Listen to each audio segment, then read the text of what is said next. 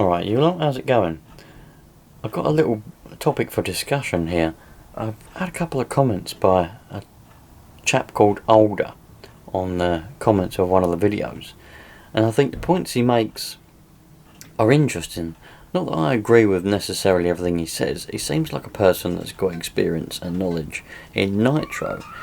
So, as I say, I don't agree with everything, but I thought it'd be good, it'd be worth a video, and it'll also be worth the discussion. So I've mentioned that I'm going to use his comments in a video, so he knows I'm using his comments. So, the first comment that he put, remember this was on a video that where I got that FTX Carnage up and running. Remember that brand new one that I got off of that Malcolm that he couldn't get to run? Well, the comments on the video where I get that going. So, Older, he said, the book on Nitro. These are very lengthy, by the way, so if you're, you get bored easy, I suppose, it's probably not for you. He said, they blow out just as easy for being way too rich or hydrolocking. It has running them way too lean. Rich is real bad for ABC type engines, as the sleeve won't expand and it will wear itself out and heat the rod up too. Best way to wear out the pinch is to run them slow, cold and rich, and idle them while cold. Basically, never do what the manual says and follow the aeroplane manuals instead. This is an interesting thing what he said there. I can't say whether what he's saying is false or whether it's true, but he's saying to never let the engine tick over, which I can't understand what that's all about.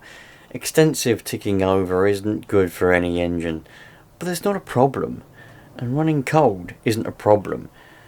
And by the way, if you've got any input in the information that Older has put it in the comments to this video, and we can all have a bit of a discussion. So, basically never do what the manual says and follow the aeroplane manuals instead. Well, aeroplane engines are in fact different from car engines, but we'll go from there straight to full throttle high speed runs to warm them up every single start, even when they're brand new. The faster it gets up to temperature from being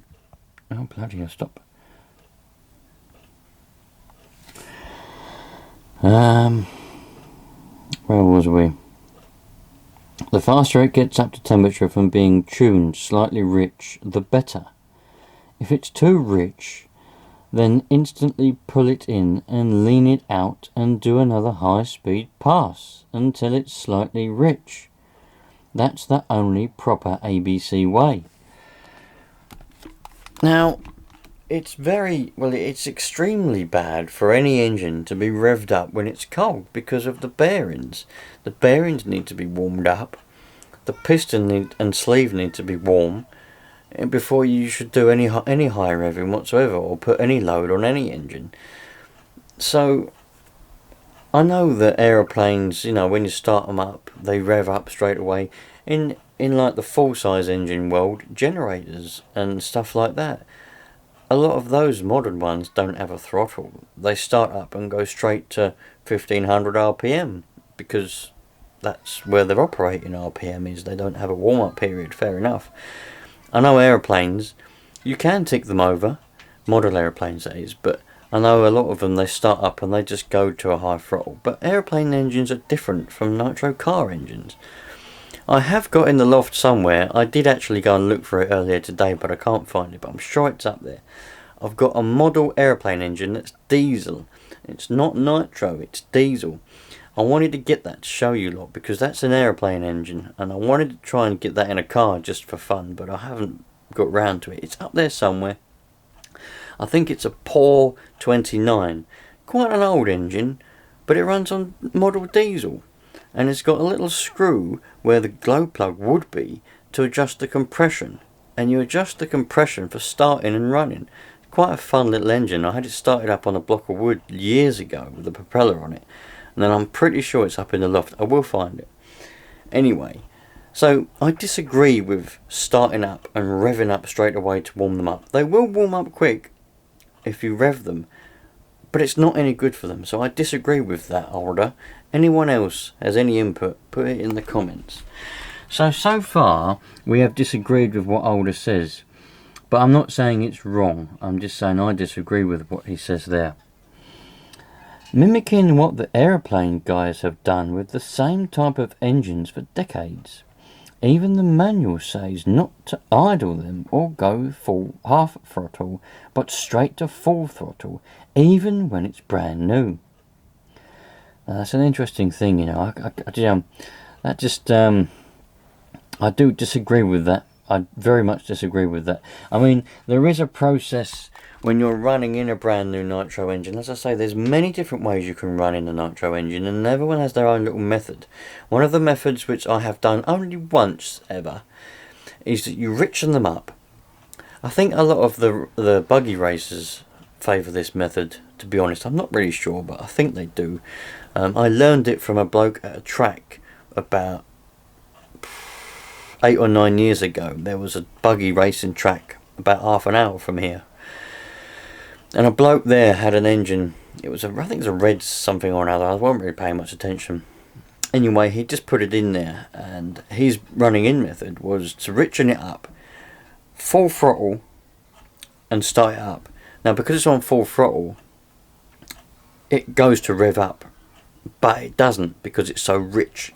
It'll do a full tank of nitro in about, well, less than a minute. It'll just go. But that was his method. Full throttle, loads of air, loads of fuel, running it in. But I don't agree. That seems fine because there's loads of lubrication and it's not going to rev up very high because of the richness. But I don't agree with actual proper revving an engine up from cold, or especially when it's new. So I disagree with Alder's thing there as well. There may be some brands of engine where they do recommend that, so I'm not saying that it's wrong in such a respect. By the way, a lot of the stuff in these comments, in these 2 comments from Mr. Alder, I think, you know me, I like simplicity, especially for people that are coming into the hobby of nitro. So I think overthinking stuff can cause problems for new people in the hobby. Mr. Alder there is obviously an experienced person. He strikes me as the sort of person with grey hair, bald spot on top, wears a farmer's cap, moustache. You know, oh hello, would you like to go a spot of airplane flying with a cup of tea? That sort of person. Perfectly respectable, but he strikes me as that. A lot of time on his hands to work things out. So he's obviously got a lot of experience in nitro, and that's what he's found. But I disagree with his findings. So here we have the rest of it. What did he say? Go straight to full even when it's brand new. And never super rich or 4-stroke rich. I don't know what that's all about. I've never heard or 4-stroke rich before. It's obviously some sort of term. Perhaps it's a term that's well used, but I'm just not familiar with. Only slightly rich and full throttle to warm them up and run them in. You want the sleeve nice and fully expanded and to polish itself in that temperature while it's fully expanded. I agree somewhat with that one. So I had to record this because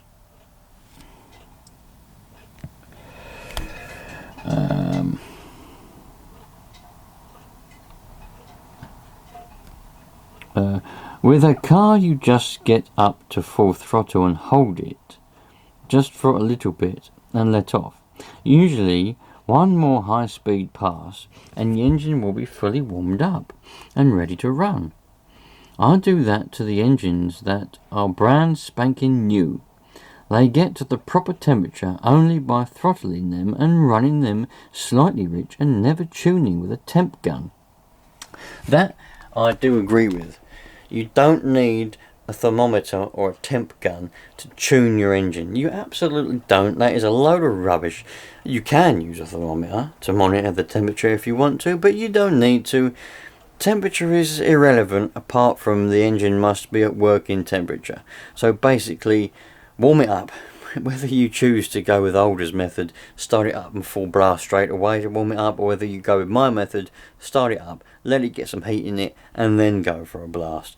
Doesn't matter. Give it a blast up and down the road a few times. Get some heat into it, get the engine at working temperature, and then start tuning. Don't worry about temperature guns. I agree with that part. Well done, Alder. Ready to run. I do that with the engine at Brown's banking. Yeah.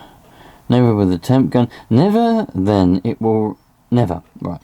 Then it will run wherever it may for temperature after it's properly tuned. If it's within the weather range, it will be perfectly fine. They will not run in cold weather properly without a much smaller head. Unless someone wants to run incredibly lean, because they won't heat up properly and it will wear out the engine fast. I imagine the head needs to be at least 50% smaller to run in 40 degrees Fahrenheit weather. I agree with that somewhat moderately. An engine in cold weather won't warm up, won't keep maintaining its heat properly, because the air around the head is a lot colder. Therefore the engine's cooling a lot more. In order to keep its heat into it, and we're talking about a nitro engine here, by the way, obviously, I'm not talking about engines in general as I normally do. In order to maintain a proper heat into it, it'll have to be working and going up and down, keeping the heat in it. But then again, you've got cold air blowing against the head as well. Obviously this is the head, that Alder is talking about. If the head is smaller, then there's less cooling efficiency for the engine. So what Alder is saying makes perfect sense. However, I do disagree. And also, what I do agree with is when the engine is cold, it will wear out faster, because cold starts account for most of wear on an engine. If we go back, I like to use real engines, like full-size engines as analogies. If we look at a car, for example, two identical cars, one of them has been all of its life, let's say 80,000 miles, actually no, 100,000 miles, and all of its life, what should we call it? Let's make it a petrol engine. A 2-litre petrol engine, right? Two identical cars. All of its life, it's just been started up and it's gone on long journeys. It's done, motorway miles all the time. All 100,000 miles mostly are motorway miles. The engine's been hot all the time. The oil has always been hot. 2, 3, 4 hours at a time, all the time. When it gets there, it's turned off, and then it's started up again, does another, all motorway miles. Yeah, a lot of travelling around, a lot of commuting. An identical car which is started up, goes 10 minutes down the road, turned off. Not allowed really to warm up fully. Started up again about an hour later, the engine's cold again, started up, another 10 minutes.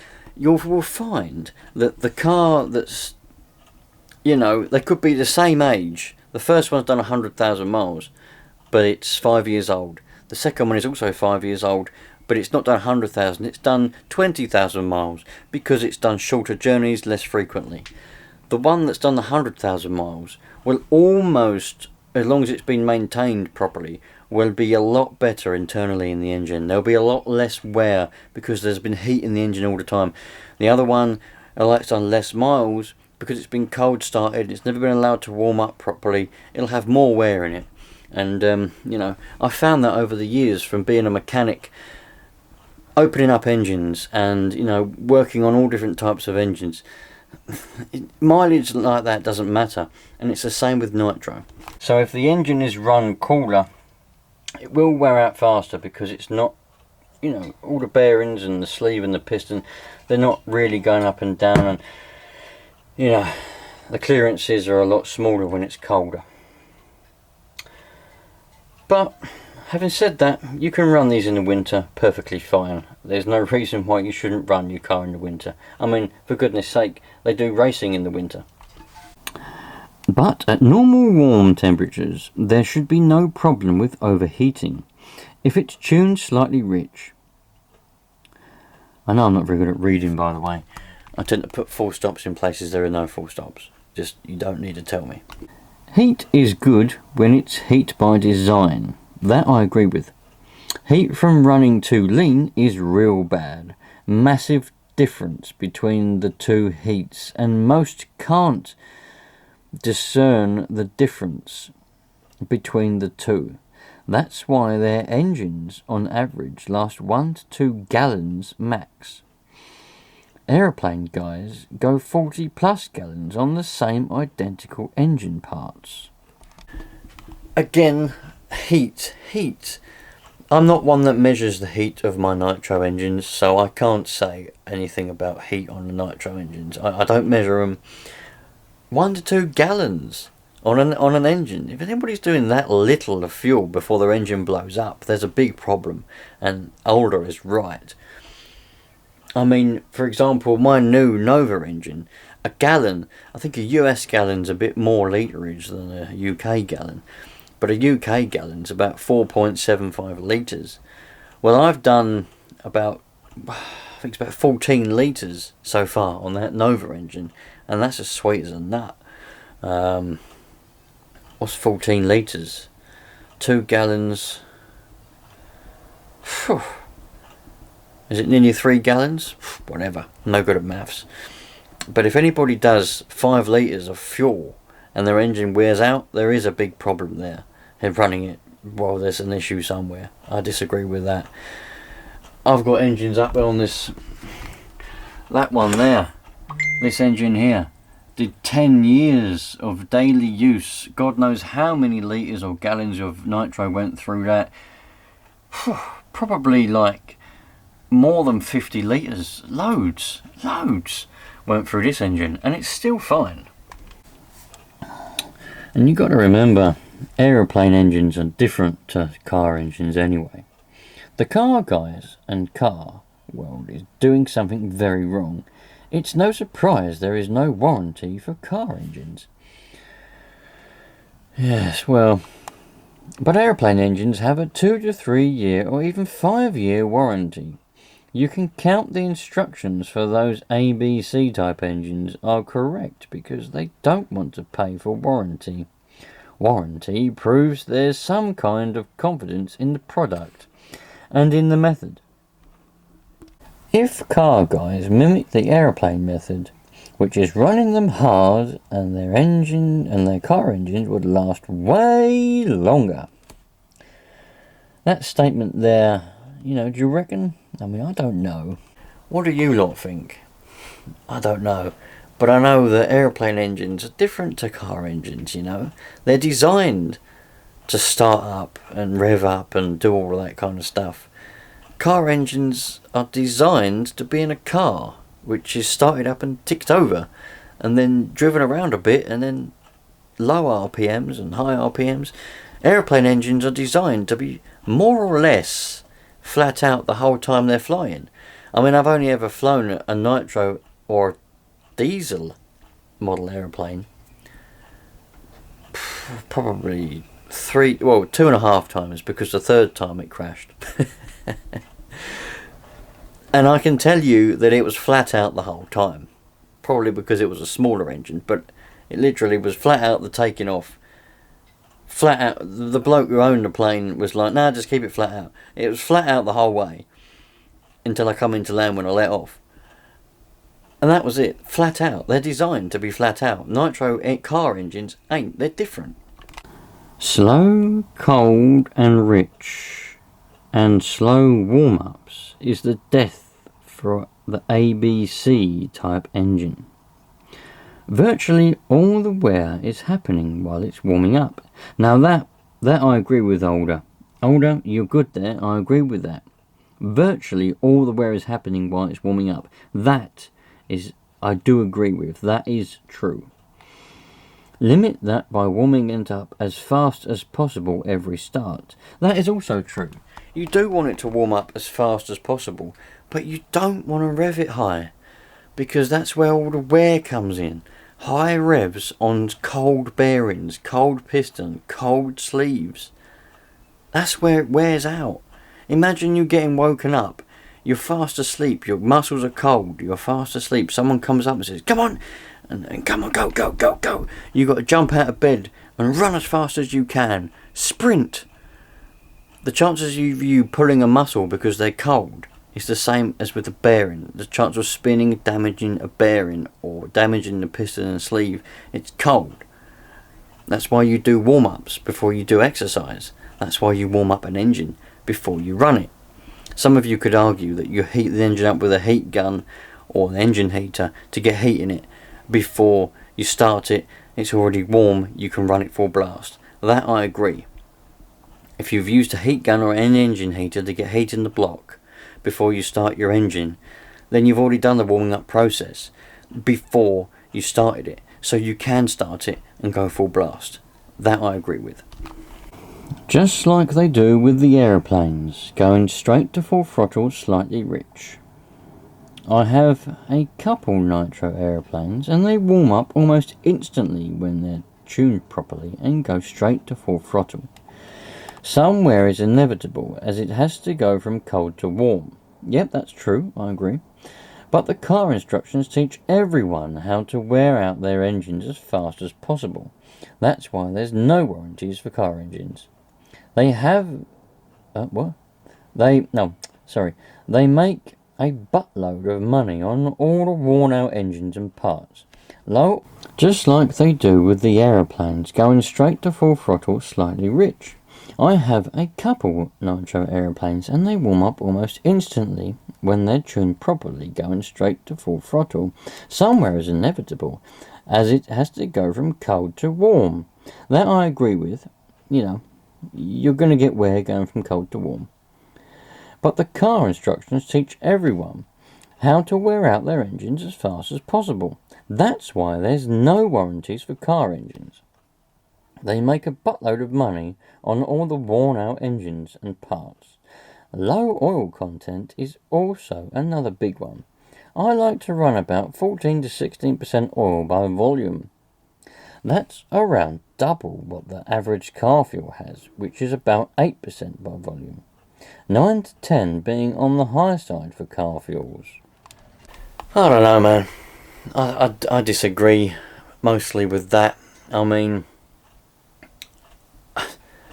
20 years of running Nitro engines, and let me tell you, when I was younger, I still don't, but I gave less of a monkey's uncle when I was younger.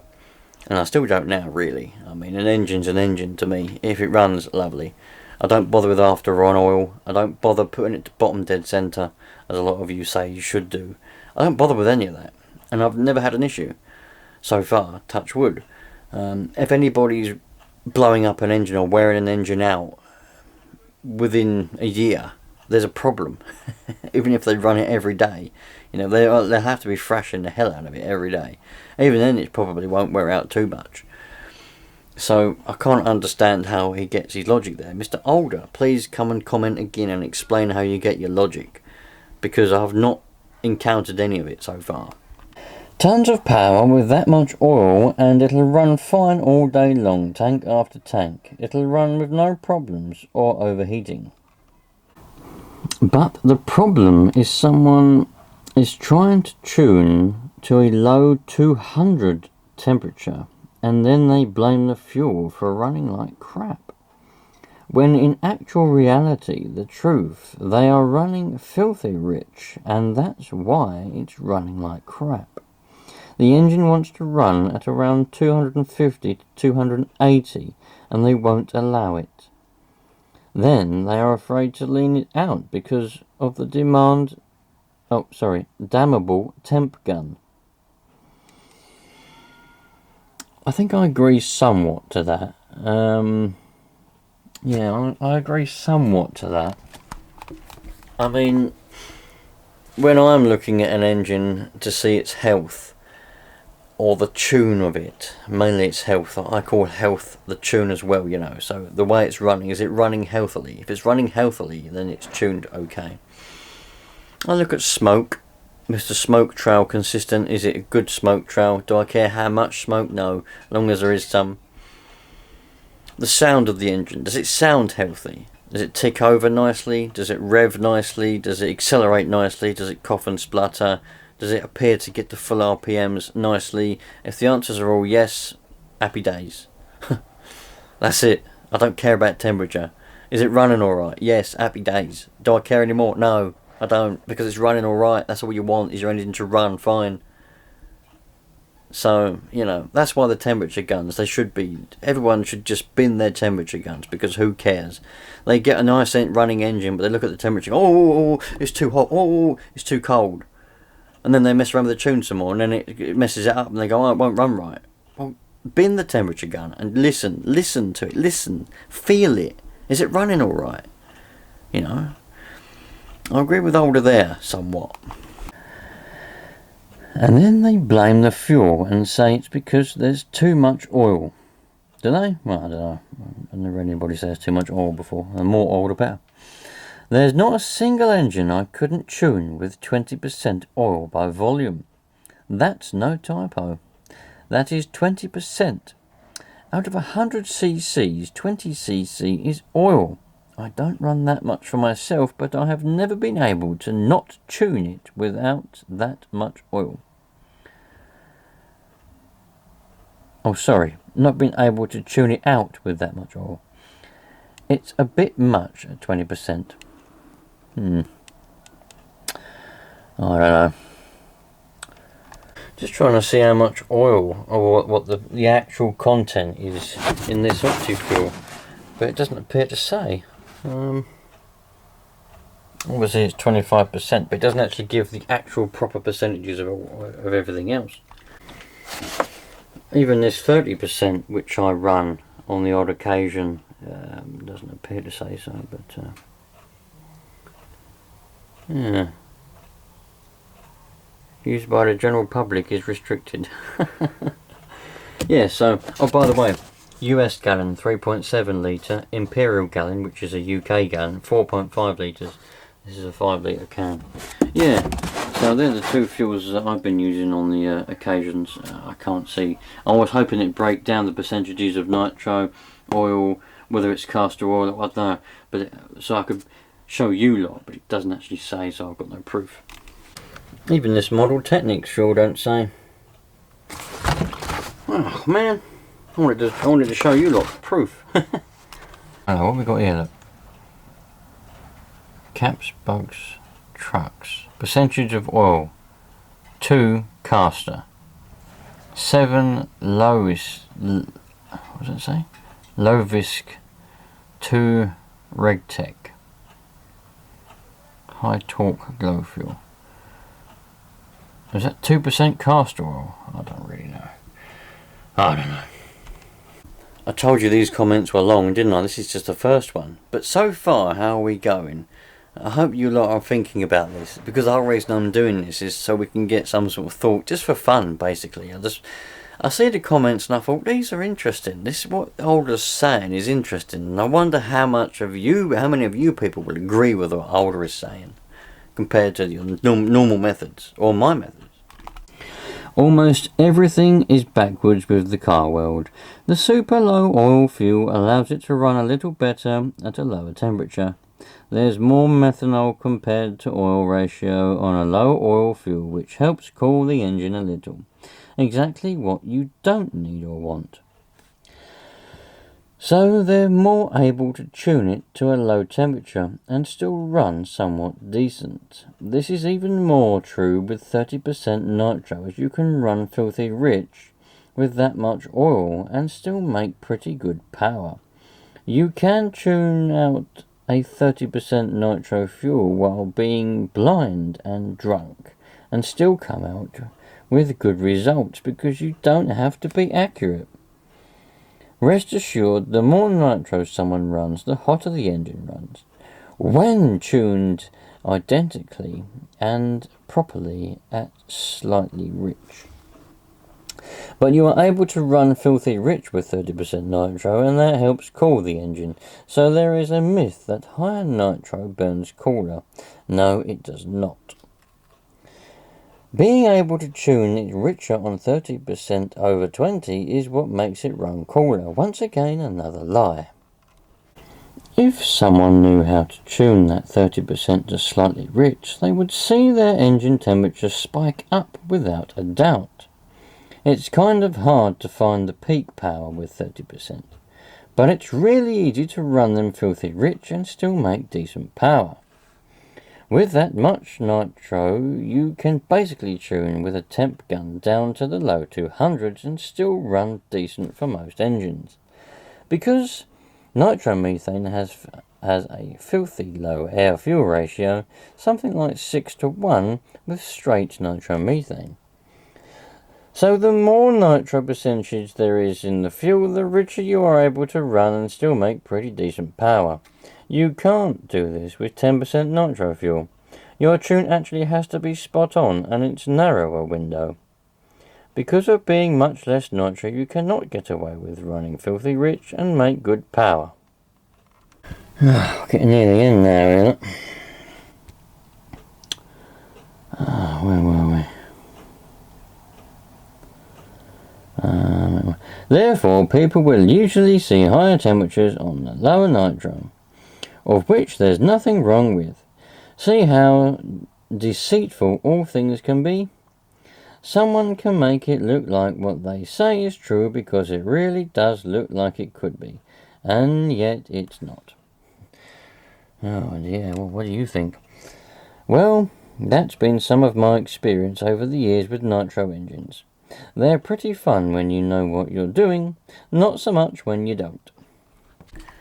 Now, whether you agree with all of the above stuff that Alder there has actually said, the last statement that he said is 100% true. If you know what you're doing, nitro engines are really good fun, and I really enjoyed playing around with nitro.